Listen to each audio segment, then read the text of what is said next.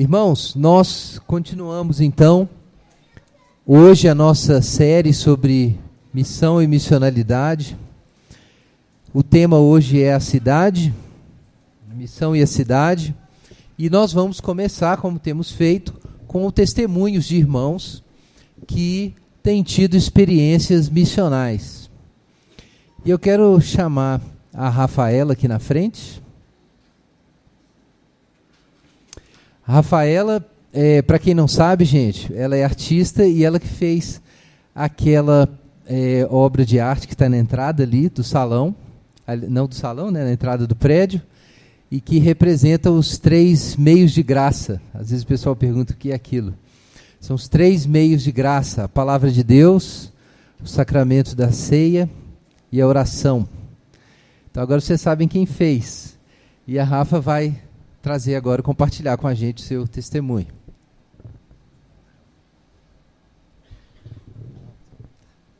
Bom dia, irmãos. Meu nome é Rafaela, como o Guilherme já falou. Eu vou compartilhar um pouquinho, né, do que eu tenho feito. Eu sou artista plástica. Como que Deus tem me conduzido no caminho das artes plásticas enquanto missão, né, missão integral. Bom, eu vou fazer uma breve introdução, porque é difícil falar de arte sem fazer essa introdução. O que significa arte, o que ela representa. Né? Então, assim, a primeira manifestação que a gente tem de arte é a natureza, né? Claro, a gente acabou de cantar aqui que sobre toda a terra tu és o rei, sobre as montanhas e o pôr do sol. Então, a gente tem esses marcadores naturais como algo de beleza radiante, né? Sem limites. Nós somos felizes ao presenciar essas coisas. Mas esses referenciais não são os absolutos, né? Isso aponta para uma mente criadora, uma mão criadora, um grande artista que é Deus. E quando ele criou essas coisas, ele deixou bem claro que isso seria como setas que apontasse para algo fora disso, alguém que criou. Paulo fala isso em Romanos 1, né, quando ele diz que a própria natureza dá conta de testemunhar a Deus. Ela não tem um fim em si mesma, mas ela aponta para alguém fora, criador, um Deus. Né? Então, a arte cristã, o que eu tenho aprendido, né, duramente, com muita disciplina, nesses anos todos, é que o artista cristão, a tarefa dele, é rememorar essa coisa, é ficar lembrando disso o tempo todo. Então, tudo que ele faz, tudo que um artista cristão faz, tem que acompanhar, né, esses parâmetros da criação. Então, o que a gente tem no universo? Beleza, ordem, harmonia. Então, toda obra, tudo que o artista cristão faz, tem que representar essas coisas. É como se fosse uma memória disso para falar para as pessoas que há alguém por trás disso tudo, né? O C.S. Lewis fala que a beleza, a gente quer entrar dentro da beleza, a gente não está satisfeito só de olhar para a beleza, mas a gente quer entrar nela. E ele fala que da beleza como setas que apontam para Deus, né, para o belo absoluto. Então, o artista deve, sim, o cristão, rememorar essas coisas. Né? E quando Deus criou a natureza, ele deu para a gente sensibilidade, ele colocou na gente capacidade para se emocionar diante dessas coisas. Então, essa sensibilidade também é uma tarefa do artista cristão, produzir isso para que essa sensibilidade humana ela seja treinada. Né? Deus quer que a gente tenha imaginação. Não é possível pensar em vida eterna sem imaginação. Né? Então, essas coisas, quando Deus faz a natureza, ele cria na gente capacidade de perceber o belo. Então, todo ser humano é capaz, né, com a graça de Deus, de interpretar uma boa beleza, de se sentir bem diante da beleza. Então, o artista cristão ele deve proporcionar isso, da mesma forma que Deus proporcionou isso na criação, a gente deve proporcionar isso nas pessoas. Né? Mas, infelizmente, no decorrer da história, a modernidade ela roubou isso. Né? Ela roubou a arte, alienou a arte em fins políticos, ideológicos, pragmáticos e distanciou a sensibilidade humana dessas coisas, porque, é claro, né, se a arte fica restrita a fins racionalistas, pragmáticos, não tem uma coesão, né, sensível da pessoa. Então, o que aconteceu com a gente? Né? E também tem a questão da... Então, a modernidade, ela fragmenta essa capacidade que Deus deu para a gente de reconhecer a arte. E o museu, ele tem a tirania do museu, né? Porque a gente acha que tudo que está no museu é arte. Se o museu falou que é arte, é arte. E a gente se sente, né, principalmente na arte moderna e contemporânea, ignorante. A gente acha, não, o que está no museu é arte. Eu não estou entendendo aquilo, então o problema é comigo. Mas o problema não é com a gente, porque Deus deixou isso muito claro. Então, o museu, a modernidade, né, todo esse processo histórico, distancia a gente disso. Mas não, a gente tem essa capacidade, mas a gente só tem essa capacidade diante das coisas que Deus colocou ali, né, que é a ordem, a harmonia, a moral. Então, não se sintam ignorantes quando vocês forem no Inhotim e não entender nada. Né? Quando o artista colocou aquilo, era para você não entender. Ele não quis falar com você. E quando uma pessoa chega falando japonês para você, o que você vai fazer? Você não vai conversar com ela. É a mesma coisa. Então, não é você que é ignorante. O artista, que é o narcisista, produto de uma modernidade, herege diante das coisas de Deus. Ok? E o que eu tenho feito, né, o que Deus tem me levado a fazer nesse tempo todo, é devolver a essas pessoas a sensibilidade, a mostrar para elas que o problema não é com elas, que elas têm, sim, essa sensibilidade, que o reconhecimento de uma boa arte é natural, é graça de Deus, e todo mundo tem essa capacidade, e restaurando isso nas pessoas, né, claro, mostrando uma arte cada vez mais próxima dessa ordem da criação de Deus. Né? Agora, isso... Gente, eu trouxe uma colinha que é a mania de professor. Então, resgatar esses valores, devolver essa sensibilidade. E o artista cristão deve ter, antes de tudo, o amor, né? Quando você vai mostrar alguma coisa para alguém, você tem que... você não pode fazer de qualquer jeito. Você está mostrando algo, você está inserindo algo nos olhos daquelas pessoas. E você está inserindo algo na alma dela. Então, amar, né, fazer uma arte dentro da esfera cristã, no amor de Deus, é colocar a beleza, né, cuidar dos olhos das pessoas. Diferente do artista contemporâneo, narcisista, que ele não quer falar com você e ainda quer te chamar de burro. Né? E a gente acredita isso porque ela está lá no museu e a gente não se sente ignorante.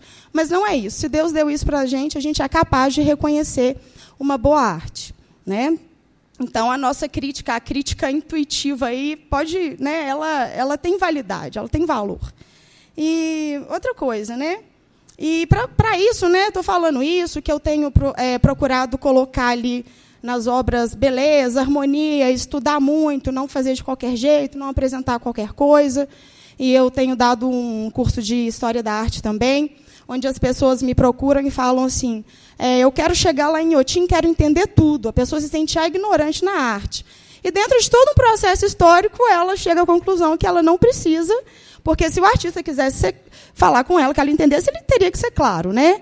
Então, assim, é meio que um processo libertador. A pessoa se sente assim, feliz, né? E de direcionar, né, de ter essa sensibilidade, essa humanidade resgatada. Agora, isso não é fácil, né? Isso fala que é só Deus mesmo para fazer isso, porque as portas se fecham, né? Porque isso é totalmente contrário a instituições, principalmente né, a área das artes, que ela despreza beleza, despreza tudo que é ordem, ela quer chocar, ela quer colocar o feio, né, quer fazer coisas bizarras. E quando você aponta para tudo que é moral, você é muito hostilizado. Né? Então, as portas se fecham, você não consegue exposições, você não consegue nada. Mas é muito doido, assim, porque a gente leva tapa na cara e fica feliz, sabe? O povo xinga, porque a gente lembra das bem-aventuranças, né? E é só Deus mesmo para fazer isso, né? Porque ninguém gosta de ser chutado dos lugares, hostilizado, mas é uma coisa assim de transformação de Deus mesmo, porque a pessoa te xinga, você fica feliz porque você não está fazendo parte ali, né? Você está dentro da vontade de Deus. Então é isso, gente. Quem quiser depois conversar comigo, eu estou disponível. Obrigada.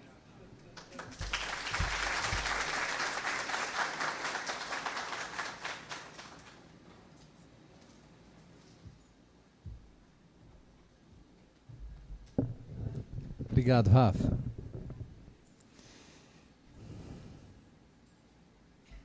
Irmãos, vamos abrir as nossas Bíblias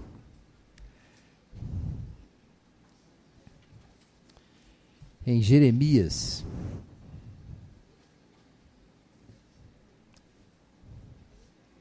Jeremias capítulo 29.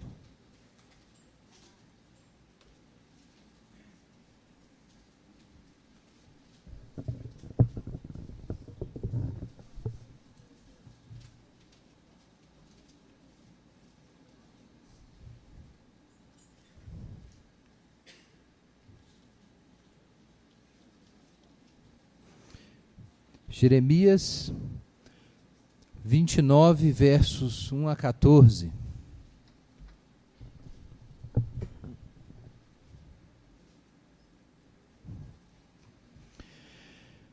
Estas são as palavras da carta que o profeta Jeremias enviou de Jerusalém ao restante dos anciãos dentre os exilados, como também aos sacerdotes, aos profetas e a todo o povo que Nabucodonosor havia deportado de Jerusalém para a Babilônia.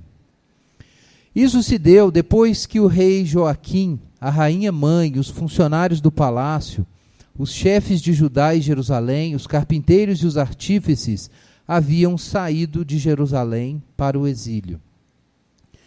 A carta foi enviada por intermédio de Elasa, filho de Safã, e de Gemarias, filho de Hilquias, os quais Zedequias, rei de Judá, enviara a Nabucodonosor, rei da Babilônia. A carta dizia: Assim diz o Senhor dos Exércitos, o Deus de Israel, a todos os que estão no exílio, aos quais deportei de Jerusalém para a Babilônia. Edificai casas e habitai nelas. Plantai pomares e comei do seu fruto. Casai-vos com mulheres e gerai filhos e filhas. Também tomai esposas para vossos filhos, e dai vossas filhas em casamento, para que tenham filhos e filhas. Multiplicai-vos ali, e não venhais a diminuir. Empenhai-vos pela prosperidade da cidade para onde vos exilei, e orai ao Senhor em favor dela, porque a prosperidade dela será a vossa prosperidade. Pois assim diz o Senhor dos Exércitos, o Deus de Israel: Não vos deixeis enganar pelos profetas e adivinhos que vivem entre vós, nem deis ouvidos aos sonhos que eles sonham por vós. Eles vos profetizam mentiras em meu nome. Eu não os enviei, diz o Senhor. Porque assim diz o Senhor: quando se completarem os 70 anos designados para a Babilônia, virei a vós e cumprirei a minha boa palavra a vosso respeito, e vos trarei de volta a este lugar. Pois eu bem sei que planos tenho a vosso respeito, diz o Senhor. Planos de prosperidade e não de mal, para vos dar um futuro e uma esperança. Então me invocareis e vireis a orar a mim, e eu vos ouvirei. Vós me buscareis e me encontrareis, quando me buscardes de todo o coração. Eu me deixarei ser encontrado por vós, diz o Senhor, e mudarei o vosso destino. Eu vos reunirei dentre todas as nações e de todos os lugares para onde vos dispersei, diz o Senhor, e vos trarei de volta para o lugar de onde vos exilei. Amém. Pai Celeste, em nome de Jesus, nós pedimos a Ti socorro e iluminação nessa manhã, para compreendermos o que o Senhor quer de nós hoje. Em nome de Jesus oramos, Senhor. Amém. Então, irmãos, nosso tema é a cidade. A missão e a cidade. O que a cidade tem a ver, afinal de contas, com a missão? O que uma coisa tem a ver com a outra? A gente sabe que a cidade é muito importante, de todo modo, hoje em dia. O mundo, a gente poderia dizer, o mundo contemporâneo é um mundo urbano. O mundo é urbano. No seu livro sobre missão, que a gente tem usado como material de referência aqui na igreja, o Tim Keller observa que Em 1950, só Nova York e Londres tinham mais de 10 milhões de pessoas. Hoje nós temos mais de 20 cidades, creio que são 22 cidades que têm esse número, tem mais de 10 milhões de pessoas, e há várias cidades crescendo rapidamente e vão alcançar esse número nos próximos anos. É uma mudança e tanto. A expectativa para os próximos 30 anos é de que 500 mil pessoas se mudem para as grandes cidades. 500 milhões. 500 milhões de pessoas vão se mudar para as cidades. Isso é um número enorme. Alguém fez um cálculo, isso daria algo como um Rio de Janeiro a cada 2 meses. Um período de 30 anos. Segundo um relatório, também citado pelo Keller, do Financial Times, intitulado Futuro das Cidades, em 300 anos, pouco menos de 300 anos, a população urbana subiu de 3% para 80%. É muita coisa. De 3% para 80%. Então o mundo está se tornando cada vez mais urbano, não menos. Apesar de haver um ou outro movimento de esvaziamento localizado em uma cidade ou outra, a tendência global é de todo mundo ir para as cidades. Por que as pessoas vão para a cidade? Porque na cidade acontece sinergia. Na cidade você tem múltiplas oportunidades de trabalho, de amizades, de construir uma vida, de carreira, de relacionamentos, opções culturais, mas além disso, você pode somar a sua atividade à de outras pessoas para constituir campos de serviço, campos de atividade.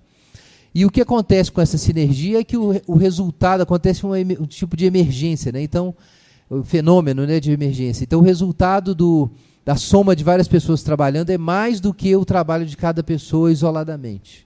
Então, esse é o resultado da sinergia. Isso é uma coisa que acontece nas cidades. Algo que tem acontecido também no mundo contemporâneo, acompanhando o que alguns consideram bom, mas a maioria considera muito ruim, que é a globalização, é que as grandes cidades têm ficado muito parecidas. E há várias cidades no mundo agora que têm um caráter global. Isso é um fato também muito interessante. Eu me lembro, há uns anos atrás, nós tivemos aqui no Labri um estudante da República Tcheca. E alguns talvez se lembrem disso. Ele ficou aqui com a gente quase 2 meses. O Jean Dessorte, ou Jan Dessorte. Ele era natural de Pilsen, na Boêmia.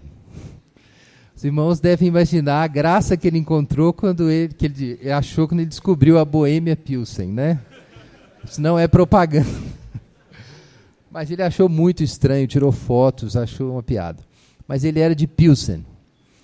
E o Jan, a gente teve uma experiência muito curiosa, porque você imagina que alguém vindo ali do leste europeu, da entrada do leste europeu, que não viveu nem mesmo nos últimos 40 anos a mesma história que o ocidente da Europa viveu, que ele tivesse costumes, uma mentalidade muito estranha, muito diferente para entrar em contato, né, com a nossa cultura. E eles viveram num contexto difícil, né? O pai dele foi proibido de estudar, de fazer faculdade, porque era cristão, e o regime comunista, quando ele descobria que alguém era cristão, ele não deixava fazer faculdade, não. Olha que coisa. Então, os pais dele passaram muito aperto, os avós, por causa do comunismo. Então, só recentemente, uma geração nova de filhos de cristãos estava indo na universidade. E estava se envolvendo melhor com as questões, né, da cultura. Lá também havia uma tradição protestante bastante forte no país, apesar da tragédia, né, do socialismo lá. Mas o Jean chegou aqui e se misturou com todo mundo. A turma achou um pub irlandês e eles viviam lá no pub irlandês e deu tudo certo. Eles ouviam as mesmas músicas, liam em parte os mesmos livros, conheciam os mesmos filmes. Claro, havia diferenças em compreensão histórica, né? Ele teve uma formação diferente lá, mas rapidamente ele se inteirou sobre coisas locais, né? Coisas aqui do Brasil. Gostou muito de saber sobre o Juscelino Kubitschek, né? Ficou muito interessado na história do Kubitschek. Mas o que chamou minha atenção é que uma pessoa... Ele explicou para a gente como funcionava a igreja dele lá, falou sobre colegas, mostrou vídeos de como funcionava a igreja. Eles alugaram um barco no rio principal da cidade, onde ele morava, e instalaram a igreja dentro do barco. Então virou a igreja do barco na cidade, virou assim, um fenômeno lá.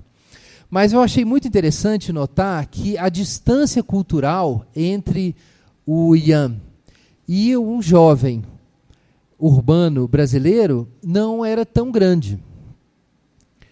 E isso é algo que outras pessoas já observaram, o que ela também observa, é que entre as grandes cidades do mundo, a conexão cultural é muito grande, às vezes tão grande, tão forte, que suplanta a conexão das grandes cidades com o interior do próprio estado ou do próprio país. E na medida que essas cidades crescem mais, como é o que está acontecendo, e compartilham os mesmos valores culturais, ou parte dos valores culturais, de ideias sobre política e sociedade, padrões estéticos, também por causa do mercado, né, da mídia. Então, a tendência é de que haja uma comunicação cada vez maior entre essas grandes cidades. Mesmo no Brasil tem visto isso muito aí, depois vou falar sobre isso, por causa do projeto da ABC2 e da AQET, eu tenho ido em várias capitais. E as cidades são muito conectadas entre si. Isso significa que a apresentação do evangelho no contexto urbano tem um impacto global. Ainda se fala muito, e isso é importante, sobre como alcançar grupos étnicos menores, isolados do contexto urbano. Mesmo no Brasil, a evangelização de tribos indígenas ainda tem muito a fazer, mas o fato é que com o crescimento das cidades e a concentração das pessoas nas cidades e a interligação entre as cidades, pensar o evangelho e a vida cristã na cidade e pensar o evangelho e a vida cristã no mundo, em pouco tempo se tornarão a mesma coisa. Essa é a tendência para as próximas décadas, é que essa urbanização continue, essa concentração nas cidades continue. Então é muito importante a gente pensar o que a igreja faz na cidade, quem nós somos numa cidade. Porque o mundo está se tornando cada vez mais urbano. Bom, o que a Bíblia fala sobre cidades? Não começa muito bem. Então, se você conhece aí a sua Bíblia, você deve se lembrar que o sujeito que criou a primeira cidade foi ninguém menos que Caim, o amaldiçoado Caim. Daí algumas pessoas disseram eu já ouvi mensagens sobre isso, não, Deus não quer nada com cidade. Deus criou um jardim, o jardim do Éden, e Caim criou a cidade. A natureza é obra de Deus. A cidade é a obra do homem, então ela está destinada a ser destruída. É assim que muita gente pensa sobre o assunto. Se você está acostumado aí, cristão há bastante tempo, acostumado com as igrejas evangélicas, você provavelmente teve a experiência de ir numa igreja de bairro, ou numa igreja de interior, ou numa igreja pentecostal das maiores, e ver que na frente, acima do batistério, você vê uma pintura de uma paisagem natural. Quem já teve essa experiência? Opa, muita gente. Engraçado, a gente nunca vê uma cidade em cima do batistério. Nem uma casinha, né? A gente não vê uma casinha. A gente não vê nada disso. O que a gente vê acima do batistério? A natureza, porque Deus fez a natureza e Caim fez a cidade. Irmãos, isso é verdade. Mas isso não é a verdade completa. Não é a verdade completa. Se você ler Gênesis capítulo 4, versos 17 a 22, você vai descobrir lá que logo depois da criação da cidade, a partir de Caim, nós temos uma série de inovações culturais entre as quais a música. Nós temos lá em Gênesis, os músicos aparecem, os instrumentos musicais são inventados. Então parece assim, que aí já muda um pouco, né? Porque a cidade não pode aparecer, mas os instrumentos musicais estão sempre na frente, né? Do lado do batistério, na frente. Mas de acordo com a história de Gênesis, não foi o povo de Deus que inventou os instrumentos musicais, não. Não está claro isso. Mas o fato é que, na Bíblia, essa tarefa que nós chamamos de mandato cultural foi dada para todos os homens. E quando os homens realizam o mandato cultural, nesse momento eles são também a obra de Deus, como está lá no Salmo 104. Entre as variadas obras do Senhor, existe uma chamada cultura, que é feita em cooperação com o homem. O homem trabalha e Deus trabalha com o homem. E desse trabalho de cooperação surge a cultura, a cidade, as artes, a indústria e assim por diante, a agricultura, tudo isso está na vontade de Deus. Afinal de contas, quem é que botou o homem para cultivar o jardim? Não foi o próprio Deus? Então parece que Deus, desde o princípio, não queria que a criação ficasse intocada. Deus já pôs o homem no mundo para modificar o mundo, para cultivar e guardar o jardim, ou seja, para misturar a obra de Deus, a sua intervenção, suas ideias, suas propostas. Isso faz parte do plano de Deus. O mundo foi feito, sim, para receber essa intervenção do homem. E o homem, produzindo cultura, intervindo na natureza, ele é obra de Deus, também é obra de Deus. Mas e sobre a cidade especificamente? Eu quero pular para o final da Bíblia, gente, em Apocalipse, e lembrar a todos de que, no final, depois que Babilônia for derrotada, a nova Jerusalém descerá do céu, como noiva ataviada para o seu esposo. Não é isso, irmãos, que nós temos no livro de Apocalipse, no final? Então, se Deus não quisesse de jeito nenhum que o homem inventasse a cidade, por que Deus concluiria a história com esse sinal, que é uma cidade descendo do céu? O que significa uma cidade que desce do céu, gente? Senão uma cidade que foi feita por Deus. Então Deus quer a cidade. Deus, desde o princípio, queria a cidade. Quando o homem inventou a cidade, Deus estava com o homem inventando a cidade. Mas e o jardim? Alguém pode pensar. Deus não tinha planejado, não era um jardim, afinal de contas? Mas leia Apocalipse, você vai descobrir que o rio, tem um rio lá na cidade de Deus, na Nova Jerusalém, e a árvore da vida está lá, dos dois lados do rio. No centro da cidade de Deus existe o jardim. Então o que Deus planejou foi isso, uma cidade que fosse construída ao redor do jardim de Deus, que se alimentasse e protegesse a natureza. Mas ainda assim seria uma cidade. Então, gente, não vamos nos assustar porque foi o Caim que teve a ideia primeiro.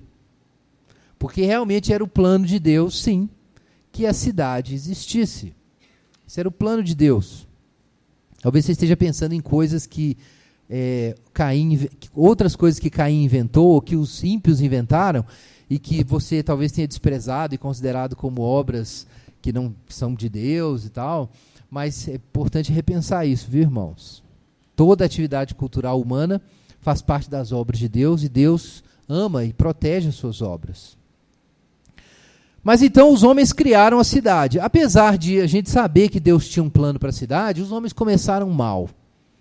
A primeira grande cidade que aparece na história depois de Caim é Babel.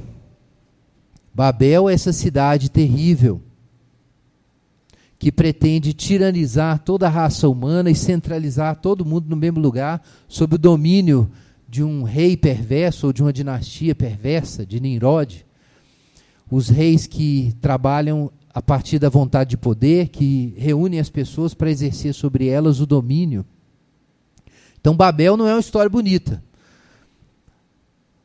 A história em Gênesis da cidade realmente não começa bem, apesar de nós sabermos que ela termina. O plano de Deus é bom, mas ela não começa bem. Babel representa a cidade que Deus não quer. O fato, irmãos, é que a primeira cidade que apareceu no mundo foi essa, a cidade que Deus não quer, o primeiro modelo de cidade.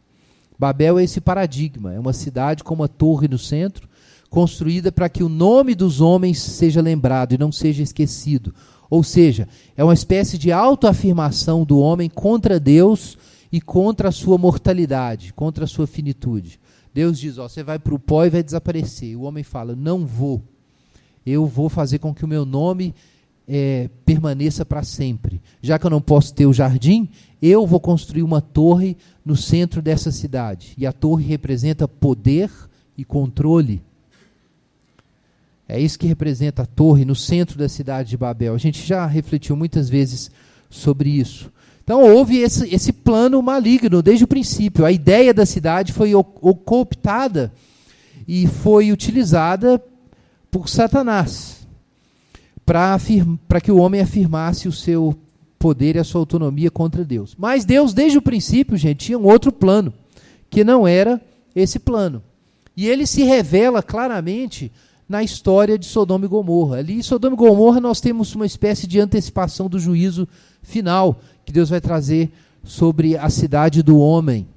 Sodoma e Gomorra são essas cidades que desconhecem a Deus completamente, e são cidades de violência, cidades que não praticam hospitalidade, que abusam do próximo.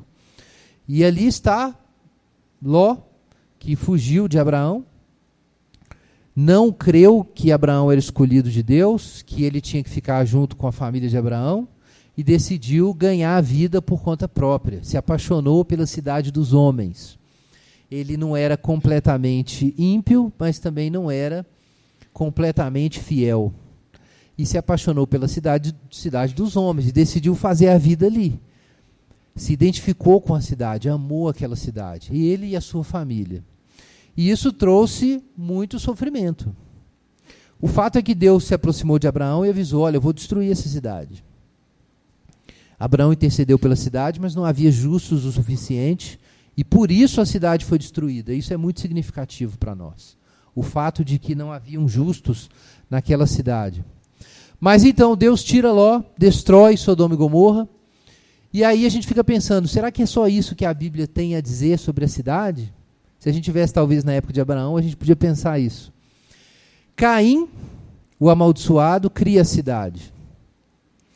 Nimrod depois funda uma cidade terrível, que vai tentar tiranizar todos os homens, e para libertar os homens dessa tirania, Deus tem que confundir as línguas e espalhar todo mundo. E depois a grande cidade daquela planície verdejante, que parecia o Éden, como Calvino comenta, mas era na verdade as portas do inferno, e Deus manda fogo lá. É isso que a gente tem em Gênesis. Será que isso então é a palavra a respeito da cidade? Vamos ler Hebreus 11, um trecho que a gente leu várias vezes quando estávamos estudando sobre Abraão. Hebreus, capítulo 11, versos 8 em diante.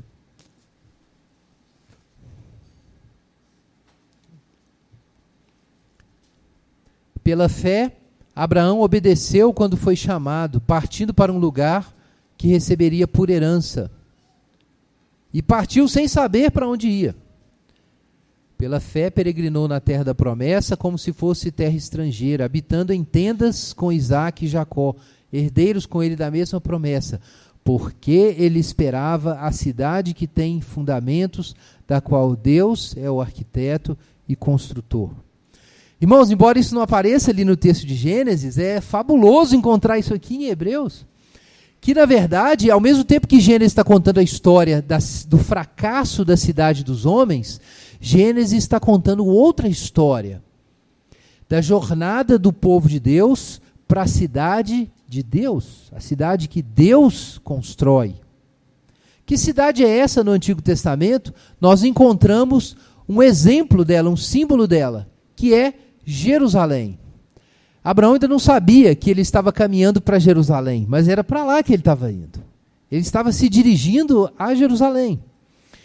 E é por isso que Abraão se recusou a viver em Sodoma e Gomorra e preferiu viver em tendas, porque ele sabia que aquele projeto de cidade que os homens estavam constituindo, ele não podia partilhar. Ele sabia que aquilo não era lugar para ele. Então ele viveu como peregrino. Aqui nós temos a raiz da ideia das duas cidades. Depois nós temos a cidade de Deus, Sião, a partir do Monte Sião. Deus usa Davi para conquistar a cidade dos jebuseus. Ele assume o controle da cidade e traz a arca de Deus para dentro daquela cidade. Depois, em Reis, por exemplo, nós vemos o Senhor dizendo que Deus escolheu colocar o seu nome naquela cidade. Nós encontramos os Salmos também, claramente essa ideia de que essa cidade, a cidade de Deus, o seu santo monte, são fontes de bênção para a nação. São fontes de bênção, inclusive, nos profetas para outros povos. Então nós temos um contraste muito claro entre a cidade, que tem no seu centro a torre dos homens, e a cidade que tem no seu centro o templo de Deus e o nome do Senhor.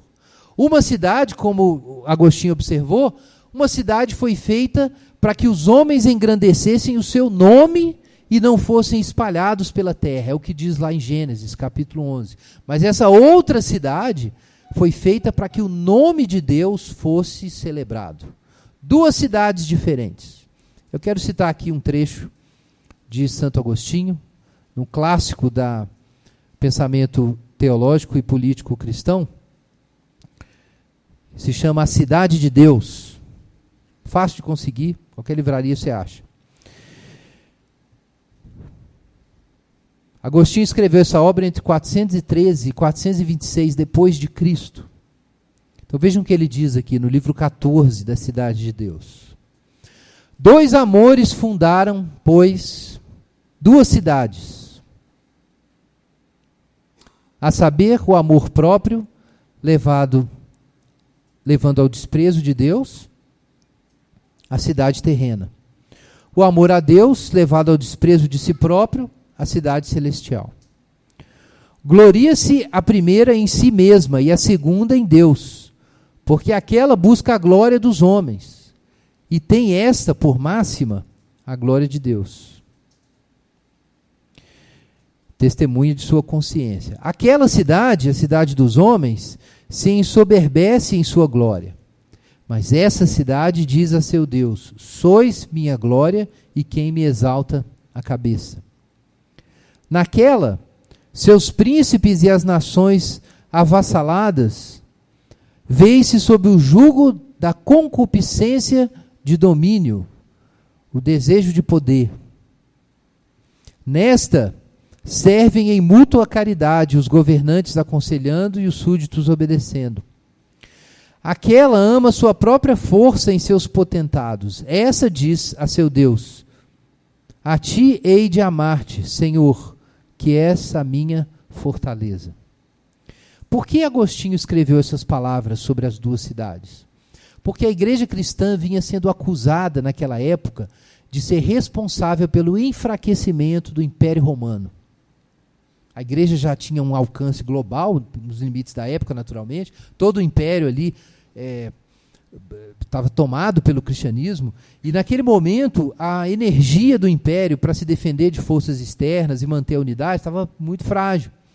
Então, sob a ameaça de invasões bárbaras, surge essa acusação. A culpa é dos cristãos, a culpa é do cristianismo. Então, Agostinho escreveu esse tratado apologético em que ele diz nada disso. Existe a cidade de Deus, existe a cidade dos homens. Na verdade, a razão porque o império ainda está de pé é que os cristãos ainda estão por aqui.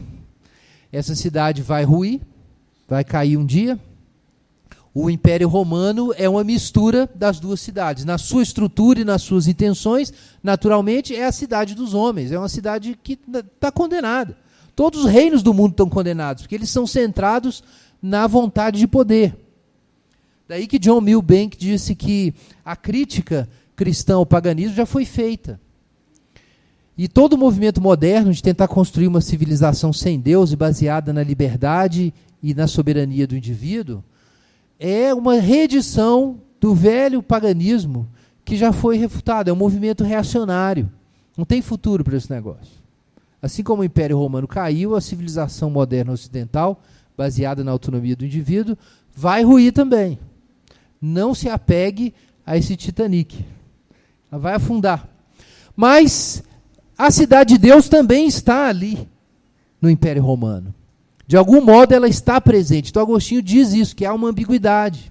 As duas coisas estão misturadas, ainda que não possam ser consideradas a mesma coisa, jamais, por causa da antítese, que está lá em Agostinho também, entre os dois reinos.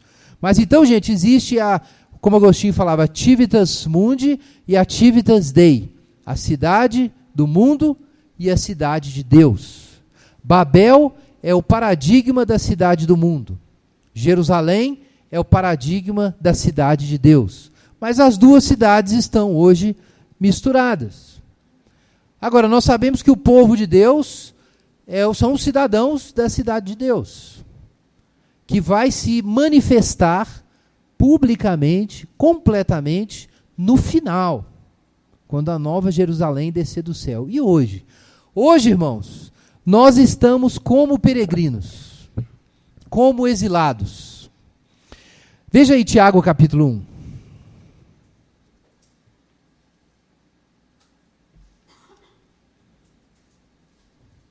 Olha só como Tiago se refere à igreja aí do Senhor.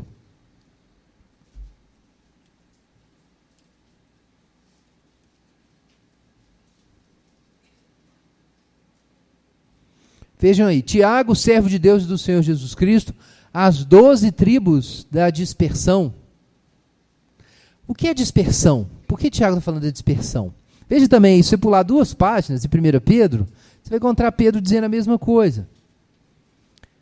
Olha ali, Pedro, apóstolo de Jesus Cristo, aos eleitos peregrinos da dispersão, no Ponto, Galácia, Capadócia, Ásia e Bitínia, eleitos segundo a presciência de Deus Pai, pela santificação do Espírito e por aí vai. Então eles estão falando da igreja, mas estão dizendo que a igreja é o povo que está disperso, são os peregrinos. Hebreus também usa essa linguagem dos peregrinos, para se referir a esse povo, que é o povo de Deus. Todo o povo de Deus, né? Israel, o Israel eleito, mas também nós, os ramos que foram enxertados, e somos considerados parte do povo eleito de Deus.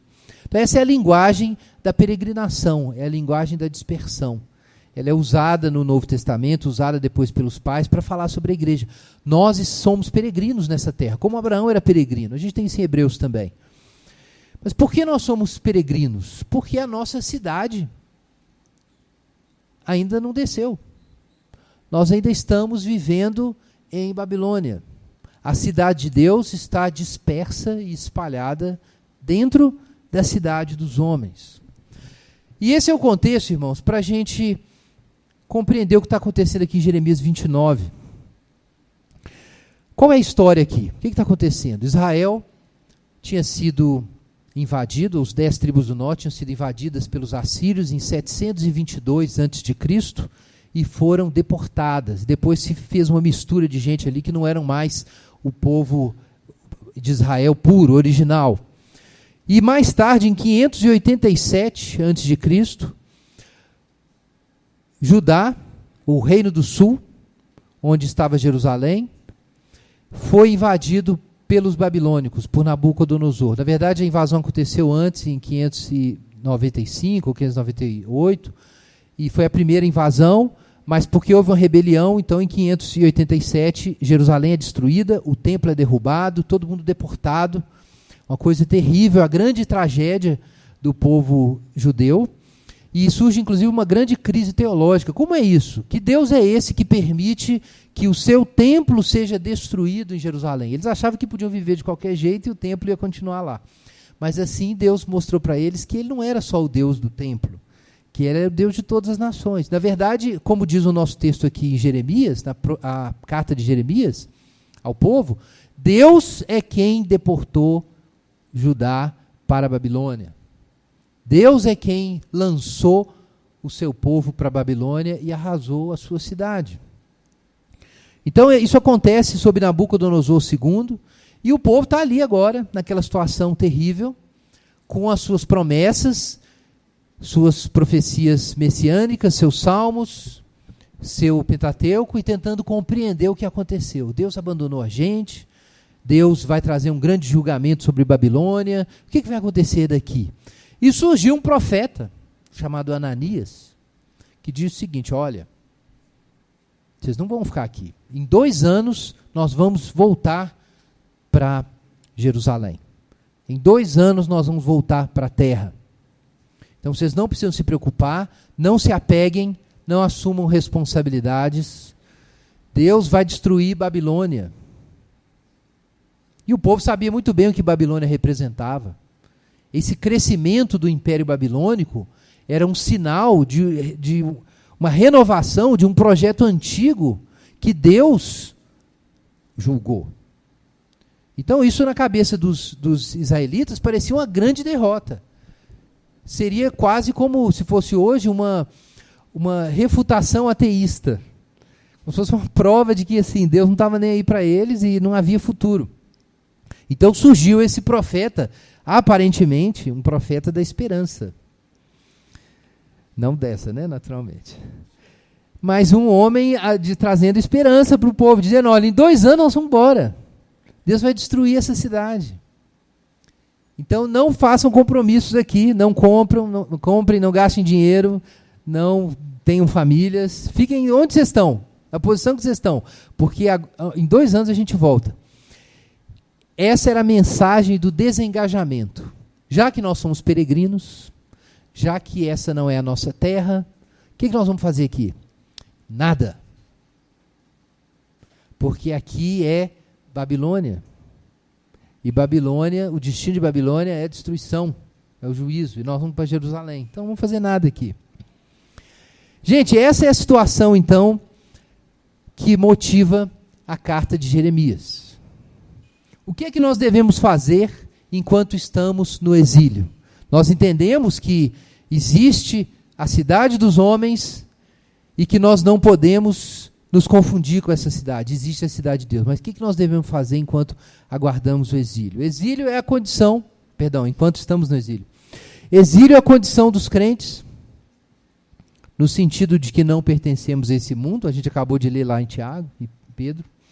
Se você não tem uma consciência peregrina, então seu coração não está no lugar certo.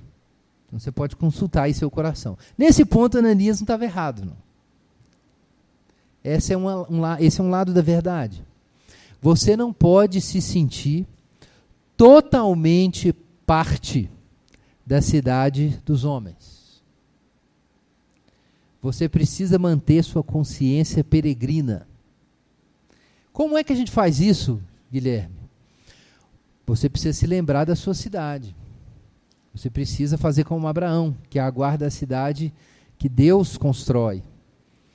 Então é verdade, isso é verdade. A gente precisa manter nosso coração no lugar certo. A gente não pertence a esse mundo, a gente é peregrino. Então o que a gente tem que fazer aqui no exílio?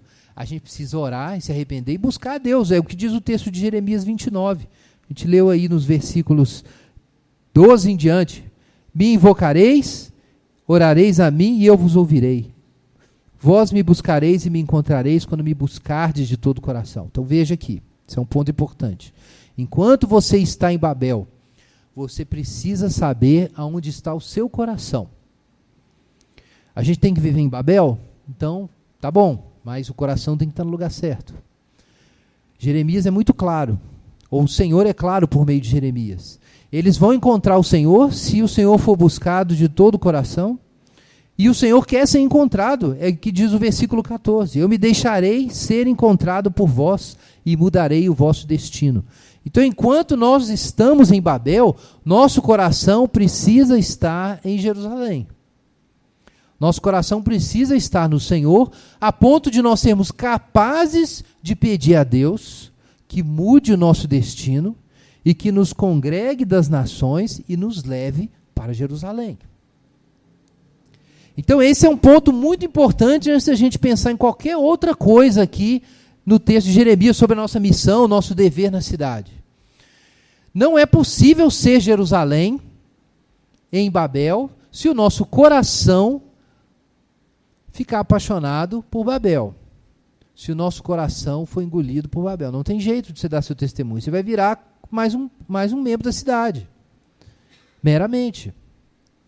Então é importante, para começar a nossa reflexão sobre a nossa tarefa na cidade, que a gente compreenda isso. A nossa eficiência sacerdotal, a nossa eficiência apostólica na cidade dos homens, depende de nosso coração não estar na cidade dos homens. Essa é a primeira grande tensão da vida cristã. Não é fácil. Você tem que viver aqui, mas você não pode pertencer a esse lugar. O coração precisa estar no lugar certo. Então tá bom, o que a gente precisa fazer em primeiro lugar no exílio? Buscar o Senhor e aceitar a nossa condição de peregrinos. Não podemos esquecer a nossa terra. Mas, nem por isso, podemos ignorar a cidade. Veja aí na sua Bíblia. Versículos 8 em diante. Aliás, veja o verso 7. Empenhai-vos pela prosperidade da cidade, para onde vos exilei, e orai ao Senhor em favor dela, porque a prosperidade dela será a vossa prosperidade. E verso 8, não se deixe enganar pelos profetas que vivem entre vós, nem deis ouvidos aos sonhos que eles sonham, profetizando mentiras, porque eu não os enviei. Porque só quando se completarem os 70 anos designados para a Babilônia, eu cumprirei a minha palavra. Gente, há muitos profetas que dizem o que a gente quer ouvir. Há muitos, sempre houve. Sempre houve profetas dizendo o que a gente quer ouvir. Trazendo de algum modo um conforto falso. E há duas formas de trazer esse conforto falso. Uma forma é a acomodação, é a mensagem da acomodação. Não, esqueçam Jerusalém. Acabou, agora pertençam a esse lugar. São os profetas pagãos. Mas nós temos também um outro tipo de falso profeta, que é o profeta Ananias. Aparentemente é do povo de Deus, é um profeta conhecido, ele tem credenciais ou estudou no seminário teológico de profetas de Belém. E aí esse profeta diz, olha, não, esqueçam esse compromisso aqui com Babel, vocês não têm que fazer nada aqui, o negócio de vocês é ir para o céu. O negócio de vocês é Canaã, é a Nova Jerusalém, e esse mundo vai pegar fogo, então não se comprometam com nada aqui. Então, há duas formas de você desequilibrar as coisas. Você pode pregar a adesão ou pregar a evasão. O mundanismo prega a adesão, seja parte. Mas existe uma forma falsa de fé, que diz que você deve se evadir, deve esquecer, fugir, não se conectar, não saber o que está acontecendo, pensar só no céu e esquecer a terra. O que o Senhor propõe para nós é muito mais difícil. O que o Senhor diz é que você tem que viver aqui, mantendo seu coração lá. É assim que Abraão viveu. Ele vivia conectado no eterno, e com a sua conexão no eterno, ele vivia no temporal. Mas ele não se prendia ao tempo. Quando precisava entregar o temporal por causa do eterno, ele entregava. Porque o eterno estava em primeiro lugar. Mas ele não desistiu do temporal por causa do eterno. Porque ele entendia que era a vontade do eterno que ele vivesse no temporal. Então ele entregou o filho, mas esperava recuperar o filho ressurreto. É o que diz Hebreus sobre Abraão. Isso é difícil. Kierkegaard diz que isso é como andar a cavalo. Ele chama Abraão de o cavaleiro do infinito. Abraão é como um cavaleiro. Ele fica sobre o cavalo e ele não cai nem para um lado nem para o outro. Ele não esquece da relação com o eterno e não deixa de colocar ela em primeiro lugar, mas nem por isso se evade das responsabilidades temporais. Então ele não vai viver em Sodoma e Gomorra, porque não tinha jeito de viver naquela cidade. Mas quando ele precisa lutar numa guerra para defender pessoas que moravam em Sodoma e Gomorra, ele lutava. Então Abraão era um sujeito que era engajado, mas ao mesmo tempo desengajado. Quem gosta de Senhor dos Anéis, pode lembrar aí de Gandalf. Abraão em Canaã era como Gandalf. Ele estava ali, mas Não estava, mas estava. Ele pertencia a um outro lugar, a um outro reino, mas ele conseguia amar e realmente permanecer naquele lugar, enquanto ele tinha que ficar naquele lugar. Vai ter gente que vai assistir Senhor dos Anéis hoje. Então, o que nós fazemos no exílio? Nós buscamos ao Senhor de todo o coração, mas nós também oramos pela paz da cidade. Esse é o paradoxo da nossa missão hoje. O coração ficar totalmente centrado no Senhor, mas a compaixão continuar viva. Nós não podemos esquecer a cidade, nós temos que orar pela paz da cidade. Vejam que coisa, não apenas nós devemos cuidar da cidade, por que devemos cuidar das pessoas? Jeremias, ou o Senhor diz por Jeremias algo ainda mais tenso, veja aí. Empenhai-vos pela prosperidade da cidade para onde vos exilei e orai ao Senhor em favor dela, porque a prosperidade dela será a vossa prosperidade. Então vejam que coisa, nós temos que buscar a shalom dessa cidade, orar pela shalom para essa cidade, mas o Senhor vinculou a nossa shalom à shalom da cidade. Ainda tem essa. O Senhor está dizendo que se a gente esquecer a cidade, a gente não vai conseguir ser cristão também, não.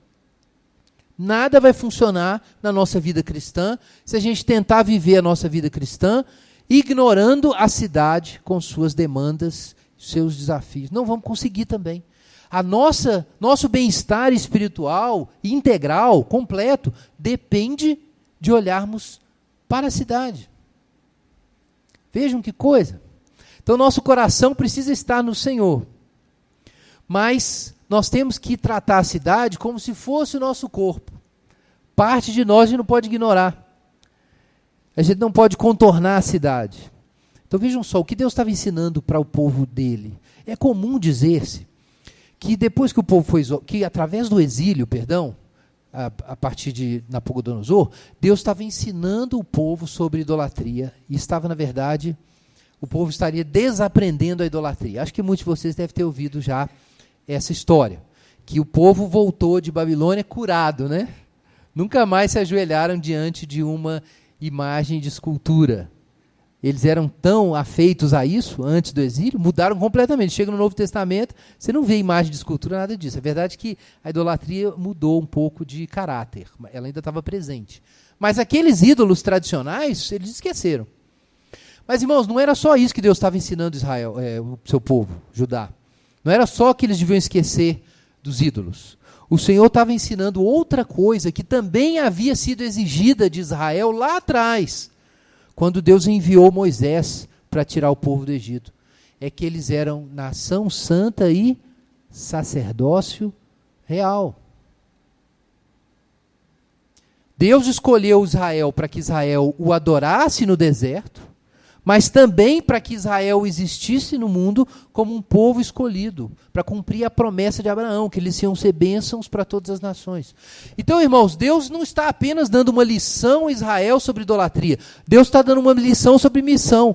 Ele está dizendo, olha, vocês não me adoraram e deram mau testemunho entre as nações, pois agora vocês vão viver lá. E o amor que vocês tinham por Jerusalém, agora vocês vão ter que ter por Babilônia. E vocês vão orar pela paz de Babilônia. Do jeito que vocês oravam pela paz de Jerusalém, pela paz de Sião, vocês vão orar por Babilônia. Porque agora, o único jeito de vocês terem a bênção na sua cidade é abençoando essa outra cidade. Essa foi a vinculação que Deus fez. Isso se aplica diretamente a nós. Talvez você esteja pensando assim, poxa, por que a minha vida cristã é difícil? Pode ser essa uma das razões, meu irmão. Claramente, quando há ídolos na nossa vida, a vida cristã não funciona. Mas tem outra coisa que faz ela não funcionar. É quando a gente esquece do mundo. Porque Deus vinculou o nosso bem-estar e a nossa shalom e o nosso crescimento espiritual ao serviço. A gente precisa servir. A gente precisa pregar o evangelho. A gente precisa dar testemunho no mundo. A gente não pode só viver a nossa vida. Muita gente trata a sua vida pessoal como a sua pequena Jerusalém. Então, eu construí uma vida confortável, meu sistema de vida, as coisas aqui funcionam, eu tenho os meus horários, eu gasto as minhas energias e o meu dinheiro comigo, e a igreja é problema do pastor Guilherme. Né? A missão é problema a evangelização é problema da Jocum. As missões transculturais são problema da missão Amém. E por aí vai. E aí você constrói, cerca os muros da sua cidade, né? E você ali dentro daqueles limites, você serve ao Senhor. Um belo dia, Deus manda um Nabucodonosor na sua vida e arrasa com a sua cidade. E sua vida vira uma desordem.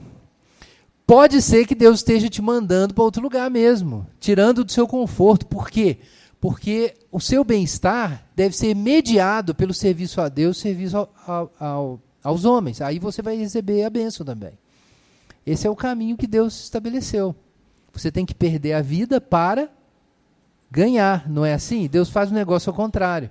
Então, se você tenta cuidar da sua vidinha, uma hora você vai se encontrar exilado.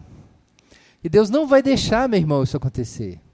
Deus vai te espalhar. Deus fez isso lá com o povo que estava em Jerusalém, mandou uma perseguição, espalhou todo mundo.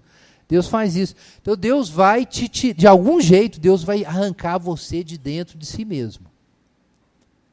E se a sua vida pessoal está muito bem construída e fechadinha, hermeticamente selada, Deus vai ter que destruir esse negócio, para tirar você para fora, te desencastelar. Para quê? Para você aprender o serviço, para você aprender o sacerdócio. Então agora o povo, gostando ou não, como havia acontecido com Jonas, que foi obrigado a ir para Nínive, para pregar para os terríveis, perversos assírios, que ele não queria evangelizar de jeito nenhum.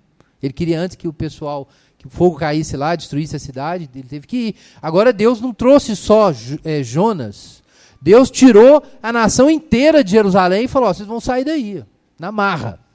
E tiveram que ir lá para Babel, para orar pela paz de Jerusalém.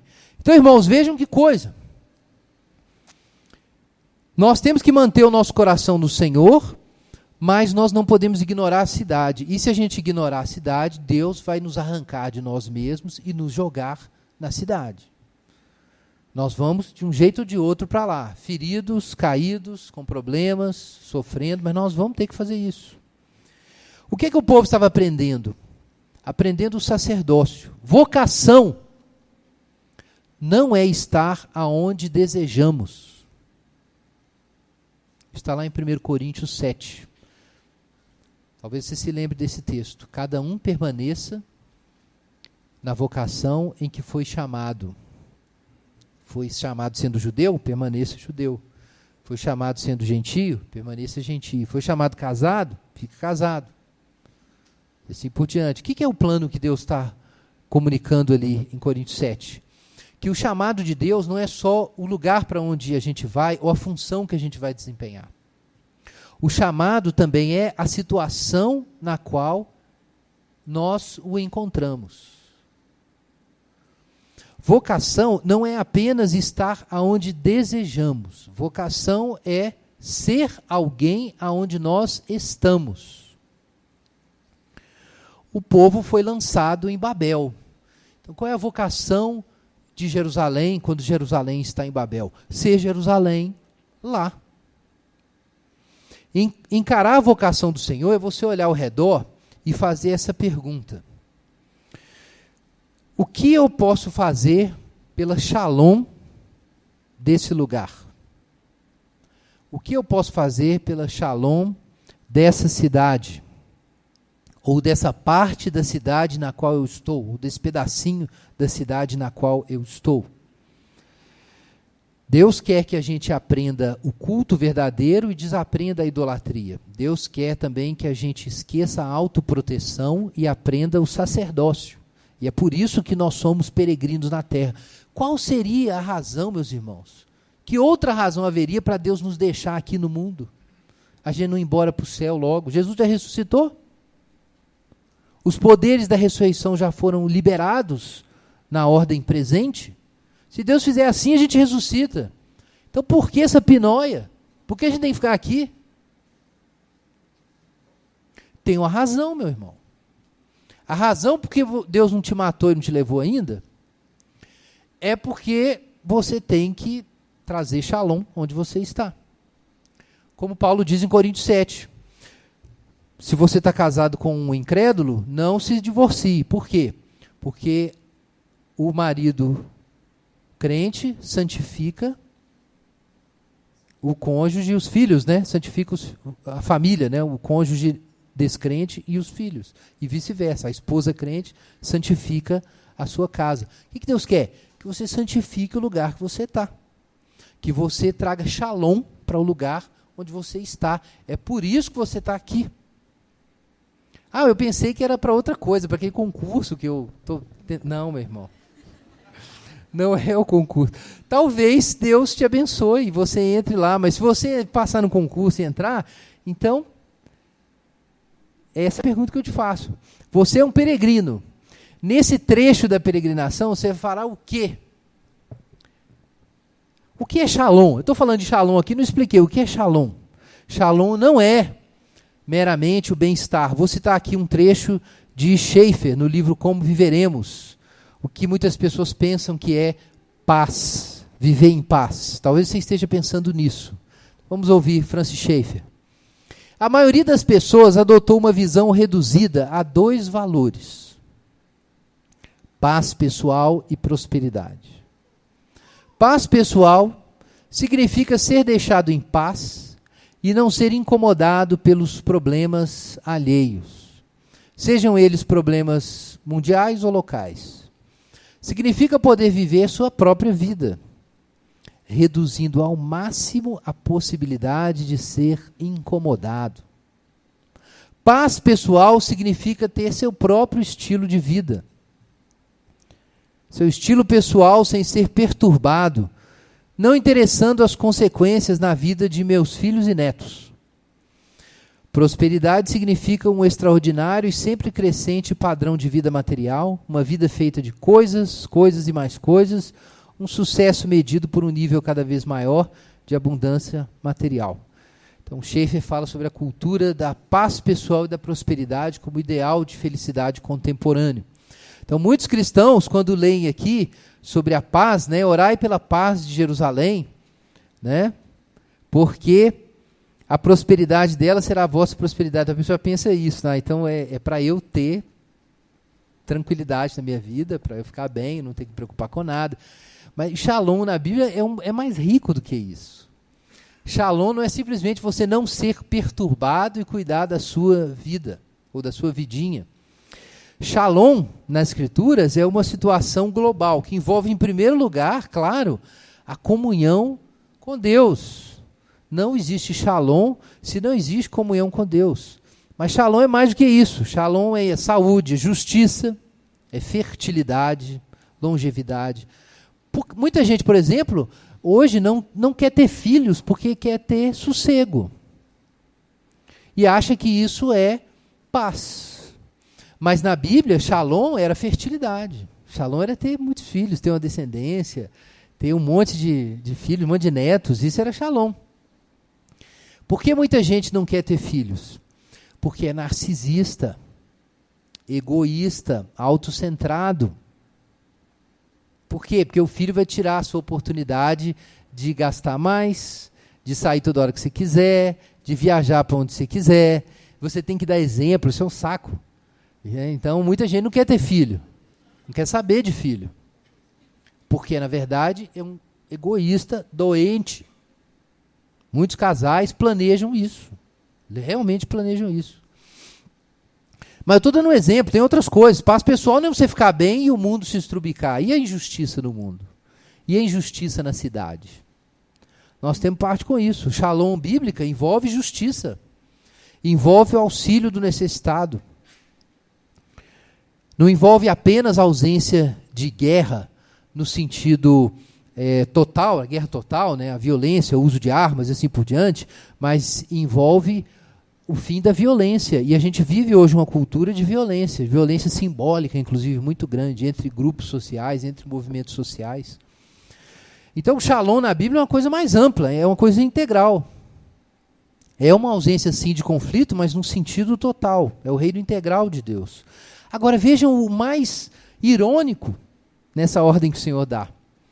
O que é Jerusalém? Jerusalém, o que é isso? É a cidade da Shalom. É a cidade da paz. E vejam só, parece que Deus está fazendo piada com o povo, né? O problema é que a gente quer ir para Jerusalém. Aí Deus diz assim, não, vocês vão orar. A gente quer ir para a cidade da Shalom. Aí Deus fala assim com eles, vocês vão orar pela Shalom da sua cidade. Vocês querem ir para a cidade da Shalom, mas vocês não querem transformar essa cidade aqui em Shalom. É isso que vocês têm que fazer. Vocês não estão preparados para receber Jerusalém. Vocês vão acabar com Jerusalém se vocês forem para lá. Vocês não sabem os hábitos que têm que ser vividos na cidade da paz. Vocês não estão preparados para isso. Vocês cuidam só da sua própria vida. Vocês são idólatras. Gente, isso é sério. Muitos de nós não podemos ir para o céu ainda, porque se a gente for, a gente vai estragar tudo lá. Tem gente que fala que quer ir para o céu, mas na verdade não quer. Porque não se prepara para viver lá. Não antecipa o céu. Vocês já viram menino quando vai para a praia? Eu lembro lá da minha família quando eu era pequeno, quando a gente ia fazer viagem para Cabo Frio, que é praia de Minas Gerais, né? Quando a gente ia fazer viagem para Cabo Frio, os meninos já queriam pôr roupa de banho aqui. Já queriam sair com a roupa de banho. De tanta vontade de pular na água. Irmãos, isso é sério. Porque a gente está se preparando para Jerusalém. Porque se a gente estivesse preparando para Jerusalém, a gente já começa a antecipar aquilo. Então Deus está dizendo, olha, vocês vão ter que ser preparados para Jerusalém. Vocês têm que buscar a Shalom dessa cidade. Então esse é o chamado, é ser Jerusalém em Babel. Tá, Babel não é a cidade de Deus. Mas enquanto a cidade de Deus não desceu do céu, nós seremos a cidade de Deus aqui e agora. Nós temos que buscar a Deus e ser preparados para a nova Jerusalém. Capítulo 29 fala sobre isso, versos 11 em diante. Nós temos que buscar o Senhor de todo o coração, e aí Ele vai se deixar ser encontrado por nós, e mudar o nosso destino e nos reunir das nações. Então vejam que Jerusalém não é um caminho simples. Para nós vivermos na cidade da Shalom, nós temos que aprender a buscar Shalom hoje. Então, irmãos, a adesão não pode realizar o plano de Deus, mas a evasão também não pode. Nós estamos concluindo, eu quero lançar esse desafio para os irmãos. Claro, eu preciso manter meu coração no lugar, mas eu preciso encontrar um meio de pacificar essa cidade. Ou pelo menos dentro dos limites que eu posso, né? Ninguém precisa ter projetos megalomaníacos aqui. Não se trata disso, de dizer agora que nós vamos transformar a cidade de Belo Horizonte, como algumas pessoas gostam de profetizar por aí. Não, vamos por partes. Nós vamos orar pela paz de Jerusalém, mas nós precisamos assumir as tarefas da cidade. O que ele diz aqui? Casem-se com mulheres, tenham filhos, tomem esposas, façam negócios, responsabilizem-se no lugar onde vocês estão. Compartilhem sua força de trabalho, aonde vocês estão agora. Esse é um caminho que não é nem fuga e desengajamento, nem adesão. Então nós temos que fazer essa pergunta para essa cidade. Se o nosso coração está no lugar certo, o que significa Shalom para Belo Horizonte? Quais são as necessidades que a cidade tem? E quais são as possibilidades que ela tem? A gente precisa conhecer essas necessidades e conhecer essas possibilidades. O Senhor está nos dizendo, através desse texto, que a gente deve abrir os olhos. É claro que a gente tem que manter os olhos no céu, aguardando a vinda de Jesus. Mas a gente sabe também que os anjos disseram ao povo, por que vocês estão olhando aí para o céu? Esse Jesus que vocês viram subir assim vai voltar. E qual é a responsabilidade então do povo? Olhar para Jerusalém, Judeia, Samaria, até os confins da terra. Meu irmão, eu quero desafiar você a ser missional nesse sentido. Não pense em buscar a paz pessoal como um projeto individual. Nós podemos, irmãos, ter os nossos projetos individuais. Mas para o cristão, a rigor, não existem projetos individuais. O que existe é o projeto de Deus no qual a nossa história se encaixa. Então você deve pensar objetivamente sobre isso. Seja objetivo. Será que eu conscientemente vinculei os meus planos de vida pessoal, de felicidade, realização individual, aos planos de Deus para essa cidade na qual Ele me colocou? Essa é a pergunta que você tem que fazer hoje. Todo mundo tem seus planos, mas a minha pergunta é: você está buscando a sua paz ou você está buscando a Shalom de Deus? Porque a Shalom de Deus não vai te alcançar se você ignorar a cidade. Vamos orar. Os irmãos vão distribuir